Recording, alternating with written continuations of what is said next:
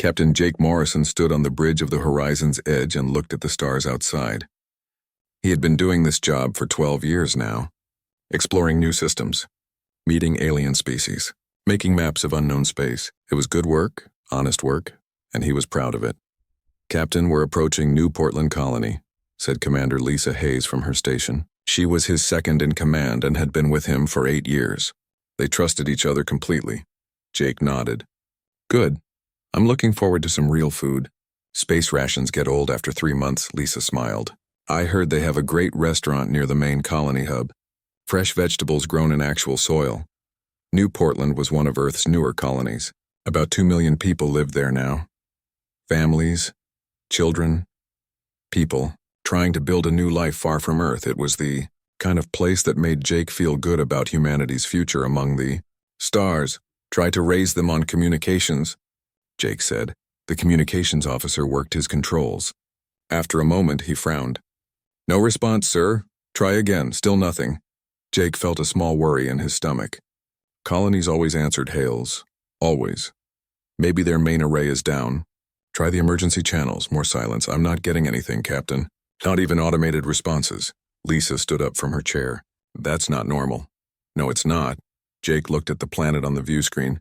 It looked peaceful, blue and green and beautiful. But something was wrong. He could feel it.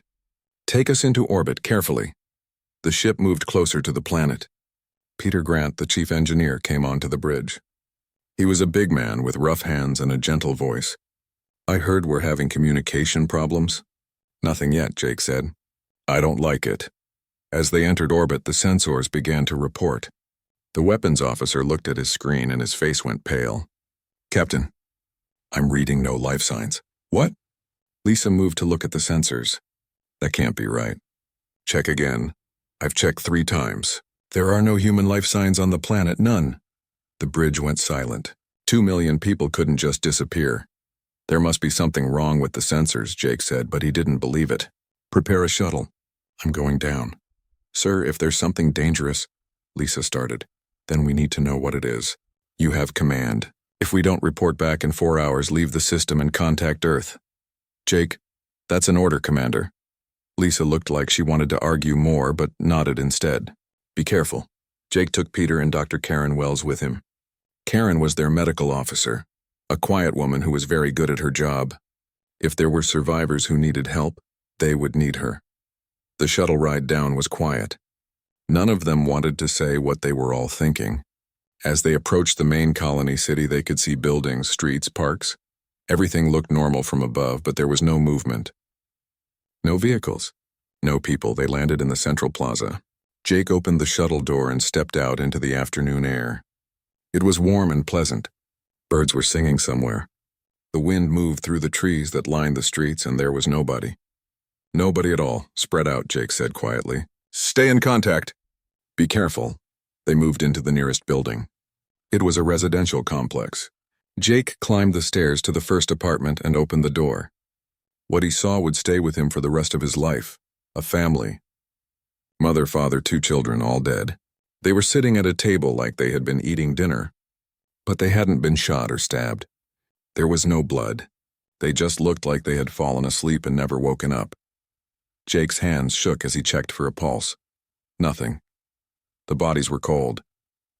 "Captain." Karen's voice came through his radio. She sounded sick. "You need to see this." He found her at a school 3 blocks away.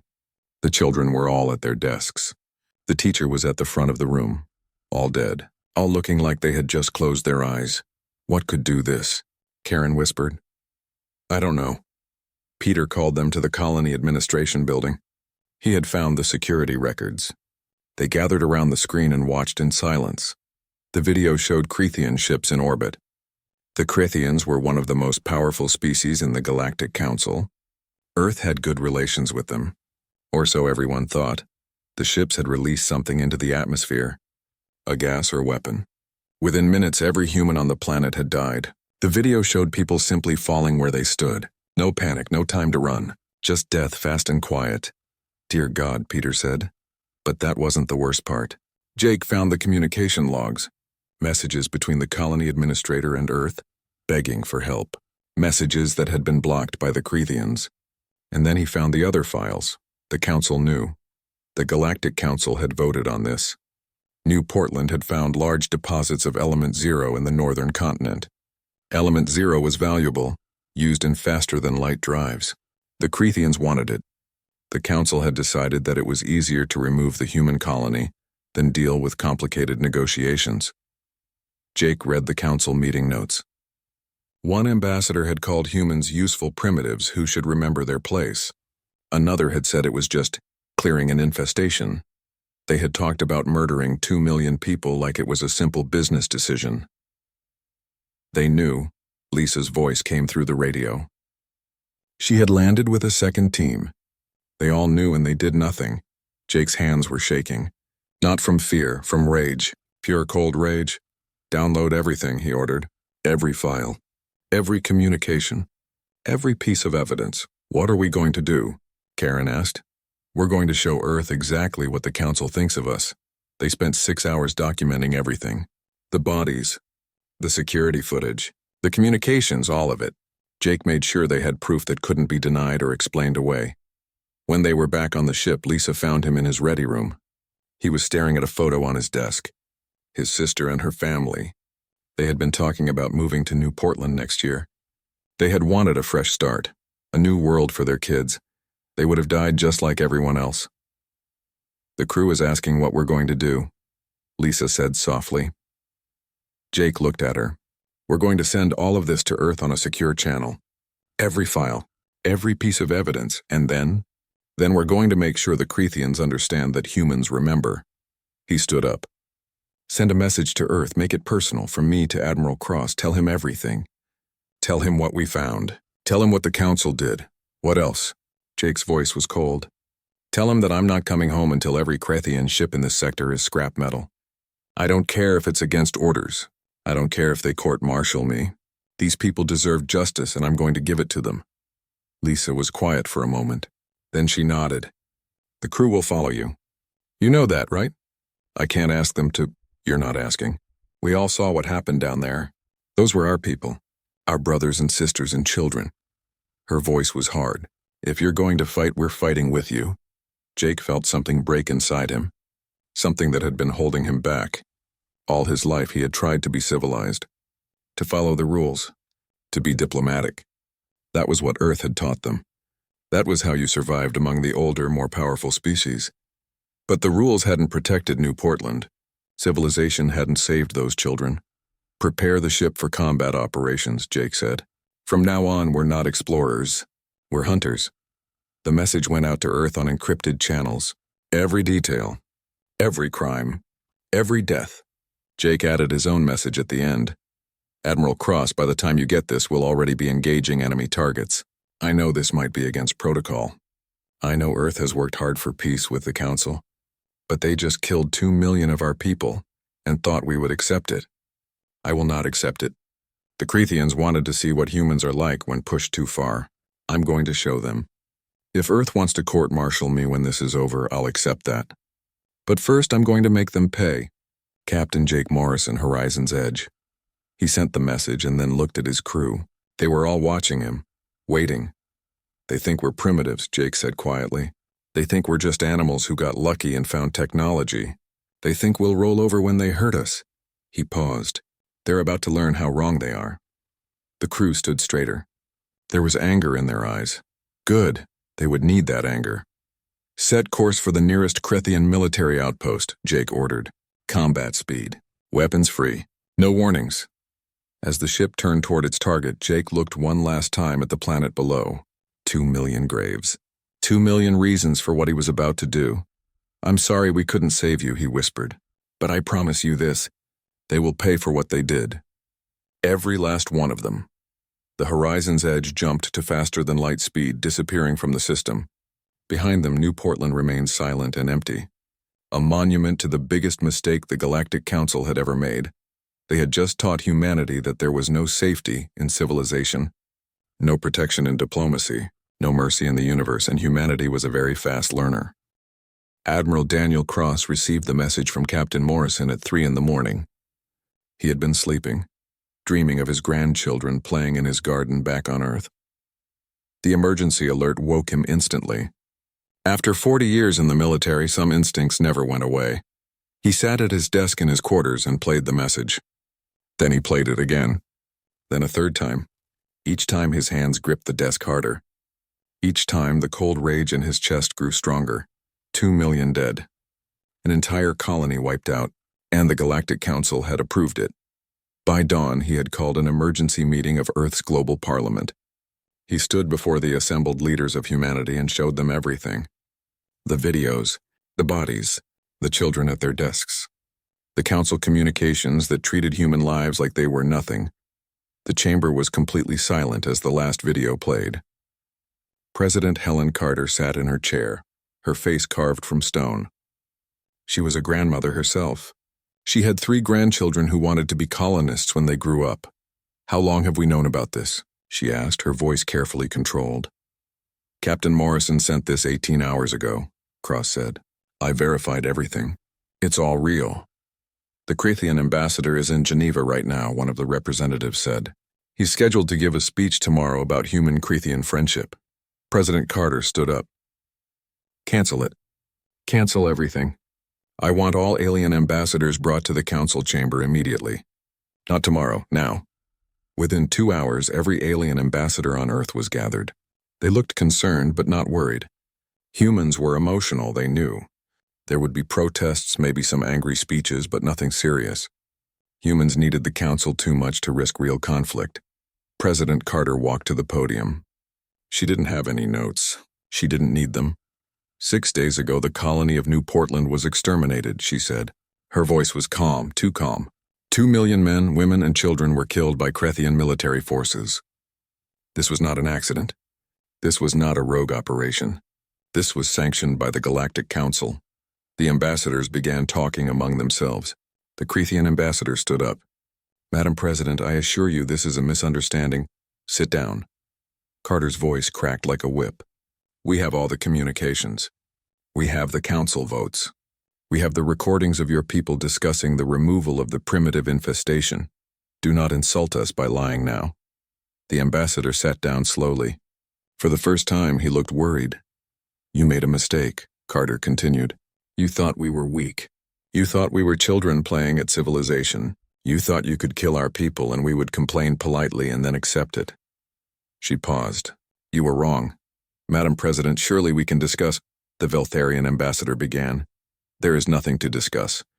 Effective immediately, all diplomatic relations between Earth and the Galactic Council are severed. All alien citizens have 72 hours to leave Earth and all human territories. Any ships remaining after that deadline will be destroyed. Any aliens remaining will be arrested." She looked at each ambassador in turn. "You wanted to treat us like primitives. Now we will act like primitives. This meeting is over." Security forces escorted the shocked ambassadors out. President Carter turned to Admiral Cross. "How fast can you mobilize the fleet? Most of our ships can be ready within 48 hours. Do it." "And Daniel?" She looked at him with eyes that had no mercy in them. No more rules of engagement. No more trying to be civilized. They started this. "We're going to finish it," Cross nodded. He had hoped she would say that. The news spread across Earth like wildfire. People were horrified. Then they were angry. Then they were furious. Protests erupted outside the alien embassy buildings. Not violent protests, worse, silent ones. Thousands of humans standing in complete silence, holding pictures of the dead children from New Portland. The alien ships began leaving Earth orbit immediately. They didn't wait for the deadline. They could feel the change in the air. Something had shifted in humanity. Something dangerous.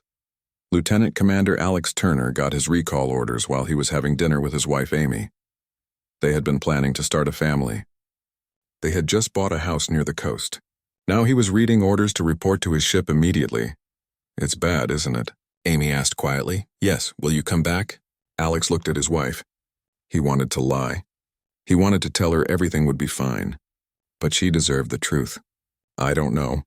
But I have to go," she nodded. She didn't cry. She was strong like that. "Then make it count. Make them pay for what they did." Alex held her for a long time. Then he put on his uniform and left. He didn't look back. If he looked back, he might not have the strength to leave. All across Earth, the same scene played out thousands of times. Soldiers saying goodbye, families holding each other. Everyone knew this was different. This wasn't a peacekeeping mission. This was war. The defense fleet gathered in orbit, 200 ships. It wasn't much compared to the Council's forces. But Admiral Cross had a plan. He had been preparing for this day for 20 years, ever since he first realized the Council would never truly respect humanity. He called his senior officers together on his flagship, the Guardian. They gathered in the war room and looked at the tactical displays. The Krethians are sending 3 battle groups to Earth, Cross said. They expect us to either surrender or defend our homeworld. We're going to do neither, sir, Commander Victoria Shaw asked. She was his tactical officer and one of the best strategic minds in the fleet. We're going to disappear. Every ship goes dark. Minimum power. No active sensors. We hide in the asteroid belts and the gas giant atmospheres anywhere their sensors won't find us easily. Cross smiled coldly. And when they arrive expecting a battle, we're going to show them what humans learned from centuries of war on Earth. Ambush tactics, Victoria said, understanding. Exactly. They think space combat has to be honorable. Long-range sensor duels. Formal battle lines. They're wrong. We're going to fight dirty. We're going to fight mean. We're going to fight in ways they've never seen before. The officers looked at each other. This was different from anything they had trained for. The Council had rules for warfare, protocols, limits. Sir, the Council will consider this barbaric, one officer said. Good. Let them. They thought we were barbaric primitives anyway. Time to prove them right. Cross looked at each of them. I want to be clear. This is not a defensive war. This is not about protecting Earth. This is about making the Krethians extinct. We're not looking for surrender. We're not taking prisoners. This is extermination. If any of you have a problem with that, speak now. Silence. Not one officer objected. Then get to your ships. We have 3 days before the Krethians arrive. I want every weapon checked, every ship hidden, every trap prepared. When they come, they're going to learn what happens when you attack humanity. The fleet dispersed, each ship taking position in carefully selected hiding spots. Cross had spent months mapping every asteroid, every gas cloud, every radiation shadow in the solar system. Now that knowledge would be their advantage. On Earth, President Carter gave a final address. Every human in the solar system watched. Every colony. Every station. Every ship, my fellow humans, she began. You've all seen what happened to New Portland. You've all heard the Council's justifications. They called us primitives. They called us an infestation. They thought they could kill our people without consequence. She paused. They thought wrong. For 30 years we have tried to be civilized. We followed their rules. We respected their protocols. We suppressed our own nature to fit into their galaxy. And what did it get us? 2 million of our brothers and sisters murdered. Her voice hardened. No more. Starting today, we stop playing by their rules. Starting today, we remind the galaxy what humanity is capable of when you push us too far. The Krethians are coming. They expect us to be afraid. They expect us to surrender. They expect us to be civilized. Carter's smile was cold. They're going to be disappointed. Because we're done being civilized. Now we're going to be human. The broadcast ended. Across Earth, across all the colonies, humans prepared for war. Factories switched to weapons production. Scientists worked on new military technologies. Civilians volunteered for military service in numbers that overwhelmed the recruitment centers. Something had changed in humanity. A switch had been flipped. They had tried to be better. They had tried to evolve beyond their violent past. But the galaxy hadn't let them. The galaxy had reminded them that violence was the only language some beings understood. So humanity would speak that language, and they would speak it fluently. 3 days later, the Krethian battle groups arrived at the edge of the solar system. 300 ships, state-of-the-art weapons, crews trained in Council military doctrine. Admiral Cross watched them on his sensors from his hidden position in the rings of Saturn.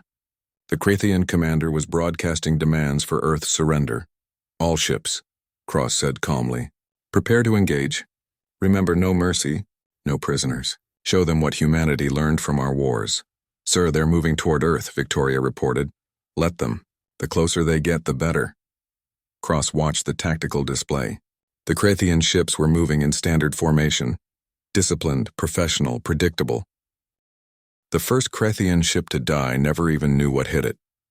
One moment it was advancing toward Earth in perfect formation. The next moment, a human destroyer appeared from the asteroid field at a range of less than 1 kilometer and fired every weapon it had. The Crethean shields were designed to stop weapons fire from a distance. They were not designed to stop a full weapons barrage at point-blank range. The ship's hull split open like an egg. Atmosphere vented into space. The crew died before they could even send a distress signal. Admiral Cross watched from the Guardian as his fleet tore into the Crethean battle group. This was not the way the Council fought wars. The Council had rules, formal challenges, honor codes. They fought like chess players, making moves and counter-moves according to established patterns.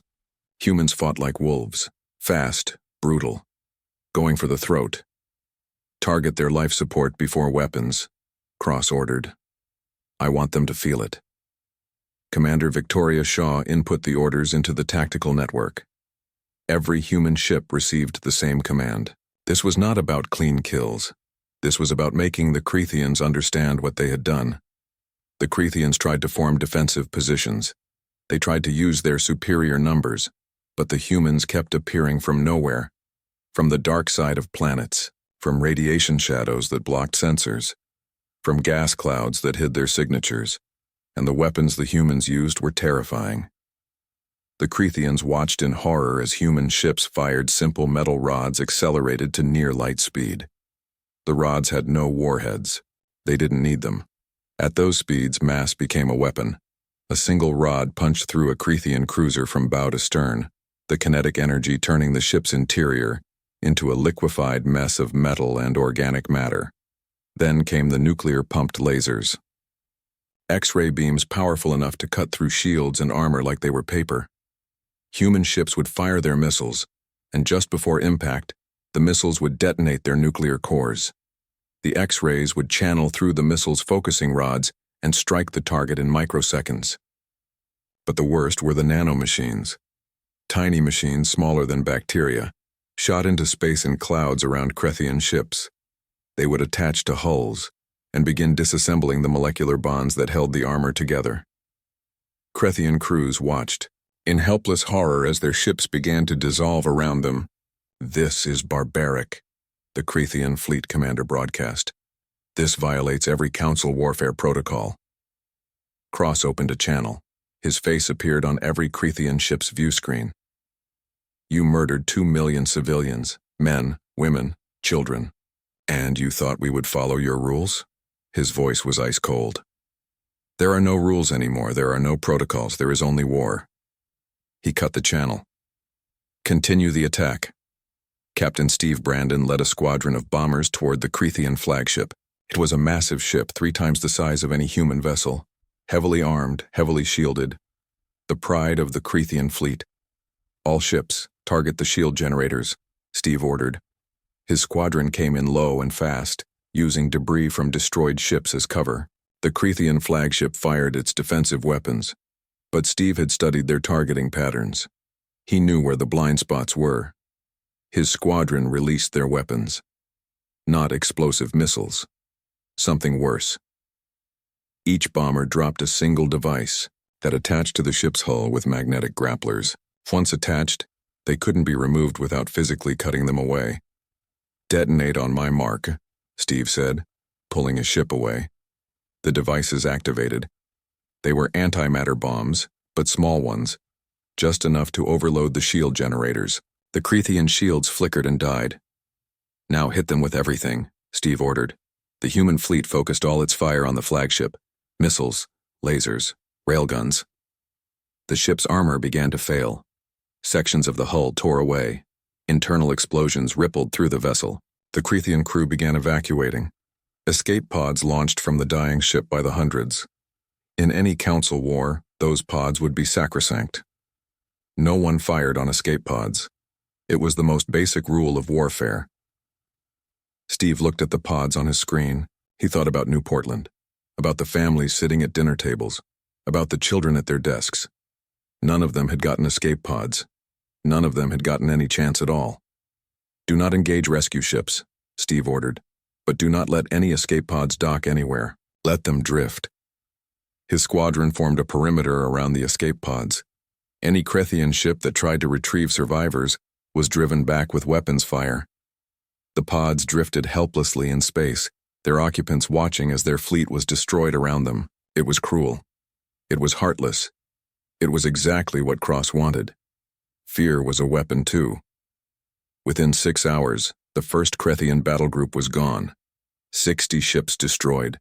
20,000 Krethians dead. Not a single ship escaped to report back to Krethian space. The second battle group tried to retreat. They had seen what happened to the first. They understood now that this was not a battle they could win. But the humans had anticipated retreat. Lieutenant Commander Alex Turner commanded a destroyer positioned near the system's edge. His ship and 5 others had been waiting for this. As the Krethian ships tried to jump to faster than light speed, the human ships released gravity mines. The mines created artificial gravity wells that prevented FTL jumps. The Krethian ships found themselves trapped, their drives unable to activate, and the human fleet was already closing in. Alex watched the Krethian ships panic on his sensors. They were trying everything. Desperate evasive maneuvers, emergency transmissions, pleas for mercy.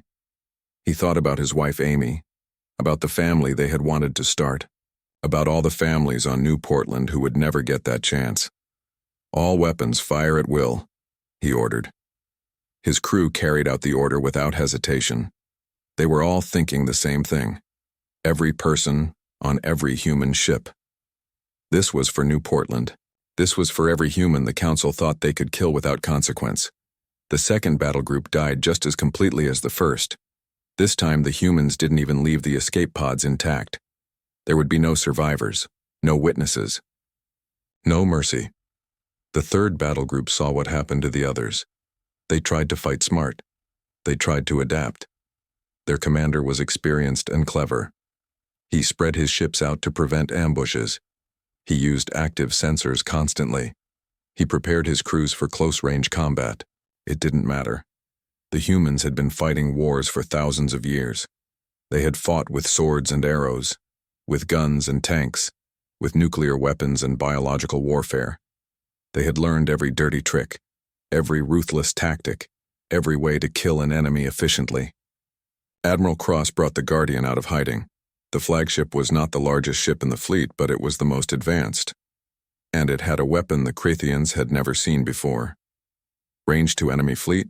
Cross asked. 2 million kilometers in closing, Victoria reported. Fire the Ragnarok device. The Guardian's forward bay opened. A single missile launched. It accelerated hard, its engine pushing it to incredible speeds. The Krethians saw it coming and prepared their point defense systems. The missile reached the center of the Krethian formation and detonated. But it wasn't a normal explosion. It was a cluster munition, releasing thousands of smaller warheads. Each warhead had its own guidance system. Each one could track and pursue a target independently. The Krethian point defense systems were overwhelmed. There were too many targets, too many missiles. They came from every direction.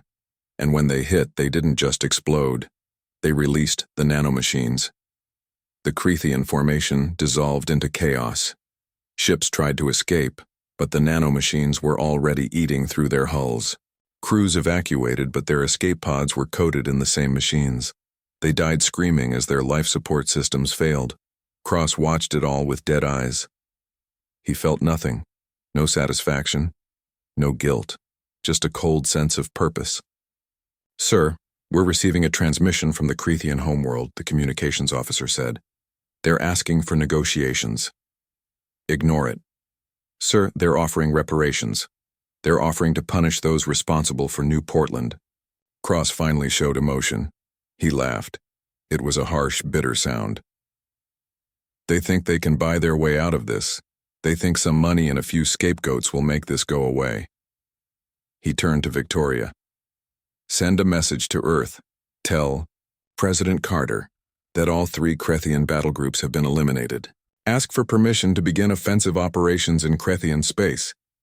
Victoria nodded and sent the message. The response came back in less than an hour. Just 2 words from President Carter. Permission granted. Cross stood up and addressed his bridge crew. We've just shown the Krethians what happens when they attack Earth. Now we're going to show them what happens when they hurt humanity. We're taking the war to them. We're going to strike their colonies, their shipyards, their industrial centers. We're going to burn out their ability to make war. What about their civilians? Someone asked quietly. Cross looked at the young officer. Did they care about our civilians? Did they give the children of New Portland a chance? He shook his head. We'll give them one chance to evacuate, one. If they don't take it, that's their choice. The Guardian turned toward Krethian space, and the rest of the fleet followed. Behind them, the wreckage of 3 Krethian battle groups. The Galactic Council chamber on Velthara Prime was in chaos. Representatives from 14 species shouted at each other across the great circular room. The Krethian ambassador stood at his podium, his skin pale with fear. You must intervene, he begged. The humans are not fighting a war. They are committing genocide. The Veltharian High Chancellor raised his hand for silence. Perhaps you should have considered that before you exterminated their colony. That was different. That was a necessary action to resolve a territorial dispute. 2 million dead humans would disagree, the Manthari representative said coldly, if they could still speak. The humans attacked our fleets without warning, without negotiation. They showed no mercy. Like you showed New Portland? The Altarian ambassador asked. Her species had always been friendly with humanity. You voted to kill civilians. You are now shocked that the civilians' government has responded. The Krethian ambassador looked around the room desperately. They are animals. Barbarians! They must be stopped before they threaten us all. Then stop them yourself, the Chancellor said. The Council will not intervene, but the treaties. The alliance agreements! Did you think about treaties when you murdered human children? The Chancellor's voice was cold. You made this bed, Krethian. Now lie in it. While the Council argued, humanity's war machine was already deep in Krethian space. Captain Jake Morrison's ship, now renamed Vengeance, led a strike force toward the Kreth shipyards. The shipyards were massive industrial complexes where the Krethians built their military vessels. Jake stood on his bridge and looked at the tactical display. The shipyards were lightly defended. The Krethians had pulled most of their military assets back to defend their core worlds. They didn't expect humans to attack industrial targets. Commander Hayes, are the special weapons ready? Jake asked. Lisa checked her console. The viral warheads are armed and... Ready? Good, let's make sure they never... Build another warship, the Vengeance, and its escort ships dropped out of faster than light. Speed at the edge of the shipyard system. Alarms immediately began blaring across the Krethian facilities. Defense platforms activated. The few military ships present moved to intercept. Jake didn't bother with tactics. He simply pointed at the nearest shipyard. Destroy it. The human ships opened fire with everything they had. Missiles streaked across space. Laser beams cut through the darkness. The shipyards were huge but unarmored. They were never meant to be military targets. They had no shields, no heavy weapons, they died easily. But Jake wasn't satisfied with simple destruction.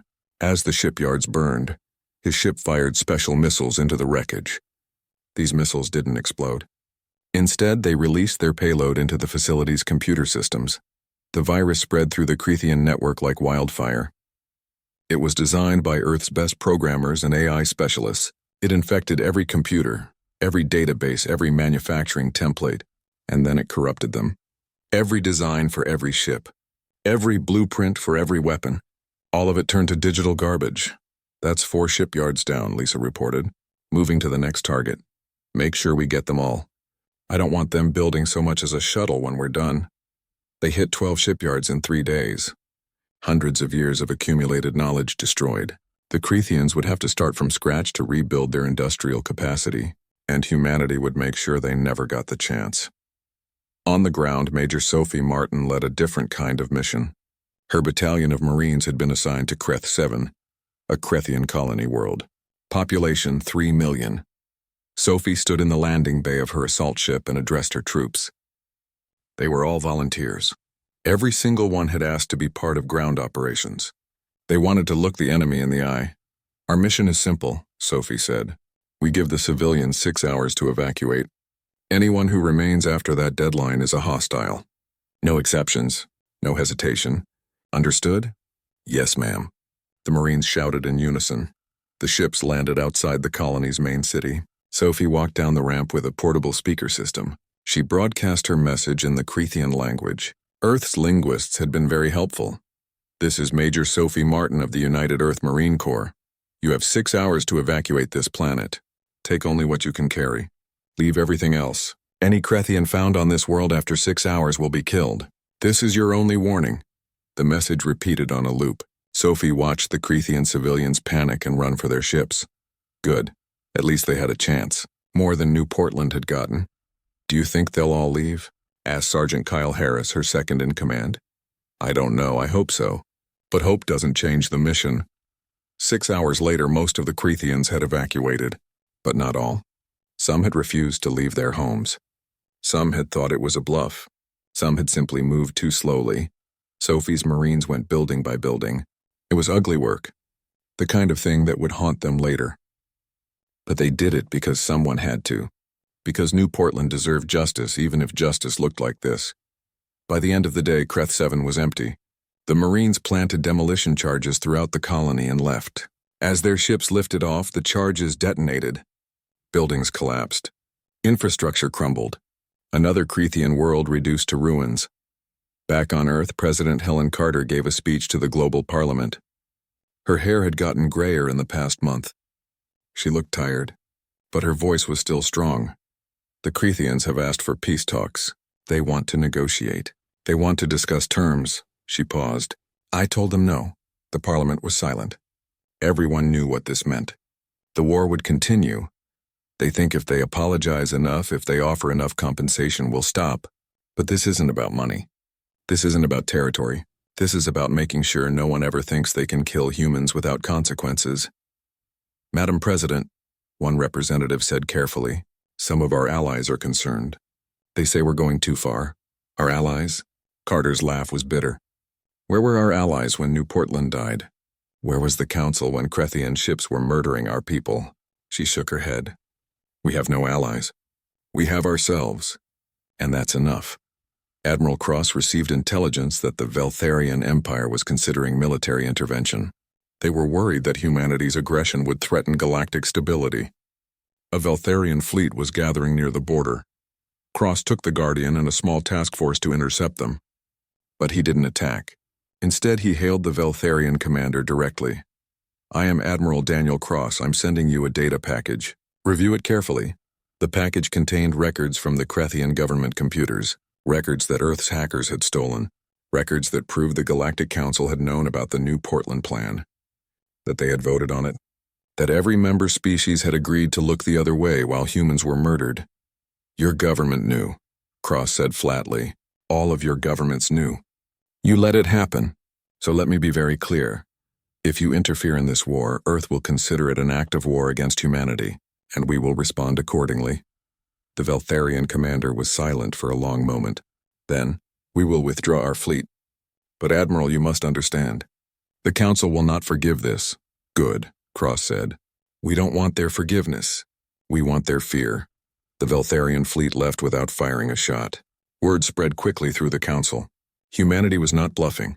They were serious about total war, and they had evidence that implicated the entire Council in the New Portland. Massacre engineer Rachel Porter worked in a classified facility deep underground on Earth. She was part of a team developing humanity's most frightening weapon yet.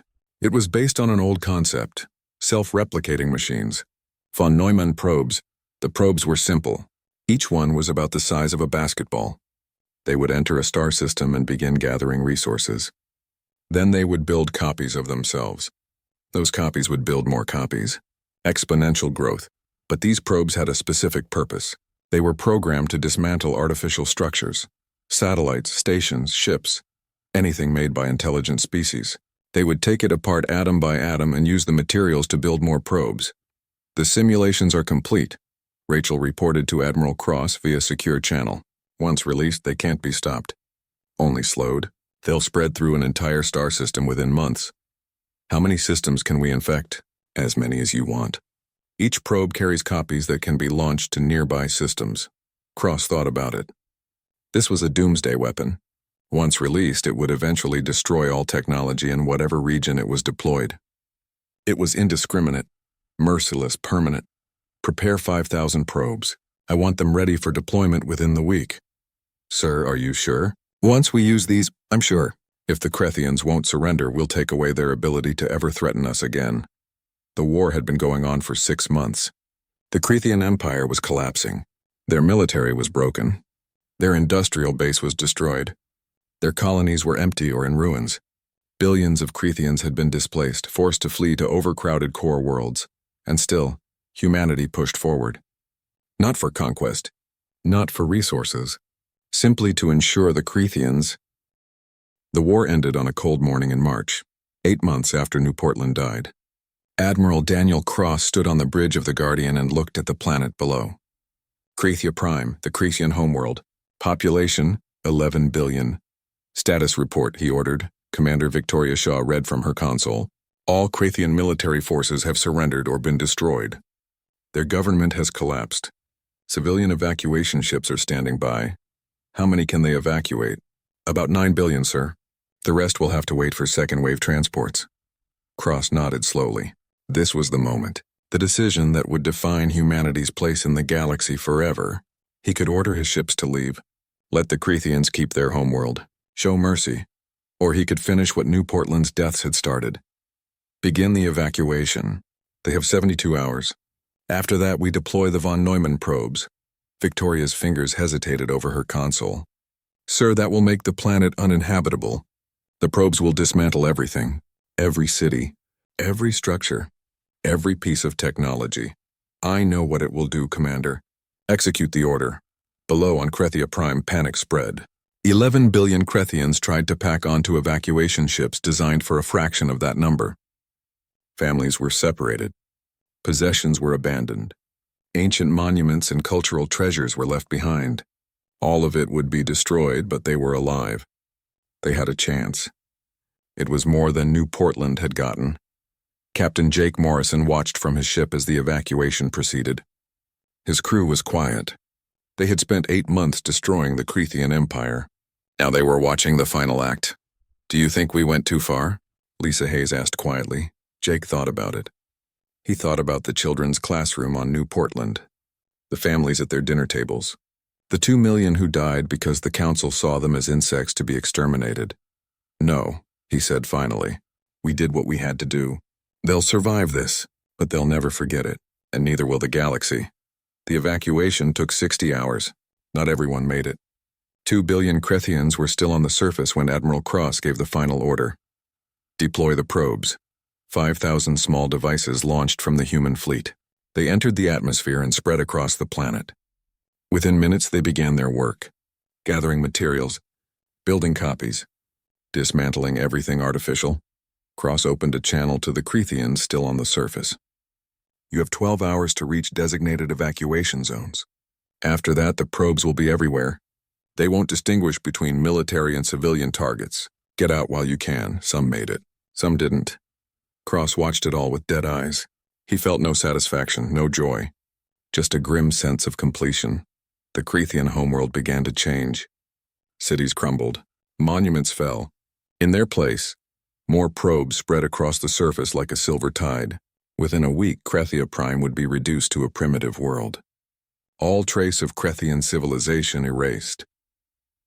President Helen Carter arrived at the Galactic Council chamber for the first time in 8 months. She came with Admiral Cross and a security detachment of human Marines. The council representatives watched her with fear in their eyes. Madam President, the Veltharian High Chancellor said carefully, we are glad you have come. Perhaps now we can discuss peace terms. I'm not here to discuss terms, Carter said coldly. I'm here to dictate them. The chamber went silent. The Krethian Empire is finished. Their homeworld is being dismantled as we speak. Their colonies have been evacuated and occupied. Their military no longer exists. They will be allowed to survive, but only as primitives. No advanced technology. No space travel. No military. This is barbaric, the Krethian representative cried. He was a junior ambassador, barely an adult. All the senior officials had died in the war. You're destroying thousands of years of culture. Carter looked at him without pity. You destroyed New Portland in an afternoon. Consider yourself lucky we gave your people a chance to evacuate. "The Council cannot accept this," the Chancellor said, though his voice lacked conviction. "This sets a dangerous precedent." "Good, it should. The precedent is simple. If you attack humanity, we will destroy you." Carter looked at each representative in turn. "For 30 years we tried to be civilized. We followed your rules. We suppressed our nature to fit into your society. And what did it get us? A genocide you all approved." "We did not approve," one ambassador began. "You voted for it," Cross said flatly. He placed a data chip on the conference table. "We have the records. Every vote, every communication, every council meeting where you discussed the human problem and decided New Portland was an acceptable solution." The representatives looked at each other nervously. The evidence was out. Everyone knew what they had done. "So here are the new rules," Carter continued. "Human space is sovereign and absolute. Any species that violates our borders will face military action. Any species that threatens human civilians will face total war. We will not ask permission. We will not negotiate. We will simply act. You cannot stand against the entire council," the Chancellor warned, "can't we?" Carter smiled coldly. "We just destroyed the Crethian Empire in 8 months. They had thousands of ships, hundreds of colonies, billions of citizens. Where are they now?" She paused.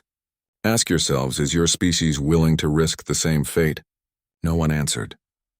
"We're leaving the council," Carter said. "Humanity will no longer participate in your political games. We'll maintain trade relationships with species that respect us, but we're done pretending to be part of your civilization." She stood up. "You wanted to see what humans are like when we stop being civilized. Now you know." "Sleep well with that knowledge." She walked out. Admiral Cross followed along with the Marines. Behind them, the council representatives sat in stunned silence. On Earth, Lieutenant Commander Alex Turner came home. The war was over. His ship had been decommissioned for repairs and upgrades. He had 3 months of leave before his next assignment. Amy met him at the door. She looked at him for a long moment, seeing the changes. He looked older, harder. There was something in his eyes that hadn't been there before. "Is it done?" she asked. "Yes, it's done." She held him and he held her back. He didn't cry. He wasn't sure he could anymore. But he held his wife and tried to remember what peace felt like. That night he had nightmares. He dreamed of Crethian ships burning, of escape pods drifting in space, of cities crumbling under the silver tide of von Neumann probes. He woke up sweating and Amy was there holding his hand. "Was it worth it?" she whispered. Alex thought about New Portland, about the 2 million who died, about the message humanity had sent to the galaxy. "I don't know," he admitted, "but it was necessary." All across Earth, similar scenes played out. Soldiers coming home, families reuniting. But everyone had changed. The war had taken something from humanity. Some innocence, some naivety. They had tried to be better, to evolve beyond their violent past. The galaxy hadn't let them. So they had shown the galaxy what human violence looked like when unleashed without restraint. Dr. Karen Wells opened a clinic for veterans. She specialized in treating the psychological effects of the war. Her waiting room was always full. Men and women who had done things they couldn't forget, who had followed orders they couldn't justify to themselves anymore. "I killed them," one Marine told her. "The Crethians on that colony. I went building to building and I killed them. They were begging. Some of them were children." His hands shook. "How do I live with that?" Karen had no easy answers.